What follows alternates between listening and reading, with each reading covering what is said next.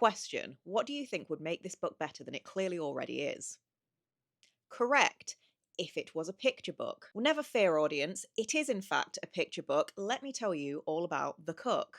Oh, that rhymed. Yay me. So the book starts with Ben and Mickey enjoying a pint in the pub. Bartender is unnecessarily aggro. He's like, how dare you be drinking in my pub, even though I need you to drink in my pub in order to make money. Ben and Mickey are a bit spangled, so they go outside and they find an advertisement on the street. And that advertisement is looking for young men to go and fornicate a woman named Bessie. So they give the number a ring, they arrange to go over, they go over that night. Mickey's initially reluctant, but then Ben hits him with the great logic of, oh, but don't you want to ask out that girl that you fancy and therefore need to go spaff in some random? But they turn up at Bessie's house and they meet Bessie's husband at the house. He basically looks like this, but even so, they still decide to go ahead and fornicate with Bessie. And Bessie's husband is just like, hello lads, I just like to watch. I like me Bessie to get whatever she wants. Can I ask, is Aaron Beauregard British? Because the dialogue in this book feels like it was written by someone who is not British, but who thinks they know how British people speak because they watched Oliver Twist that one time. Anyway, Ben and Mickey are spangled and they agree to just let him watch. Then we have the spice scene where both of them have a go, and honestly, it really felt quite mean-spirited and like the author was just punching down. Bessie is a plus-size woman. She's also disabled and it seems like she's pretty much bedbound. She is enjoying herself, so there's no issues with that kind of thing, but the problem is the descriptions in the book are quite grotesque and really for no other reason than just she's a plus size lady.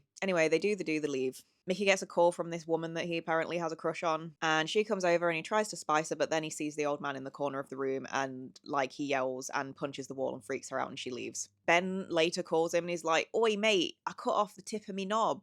Anyway, eventually find Ben in the bathtub, no more pee pee, he managed to find the safety scissors, I guess. But before that, they go back to Bessie and they're like, what the fuck? Bessie is like, I don't have a husband. I am just a nice disabled lady that's trying to get my rocks off sometimes. Whilst they're there, a man that answered the advertisement comes in and unalives her. And then Mickey unalives him. And she is just cannon fodder for this story, apparently. Turns out her husband is actually a demon. Basically, you can never have a tug, you can never have any spice in any again, because if you try, he will turn up and try and force you to unalive yourself by, like, safety scissors to the pee-pee. So Mickey joins a spice addiction group and resigns himself to living the life of a monk.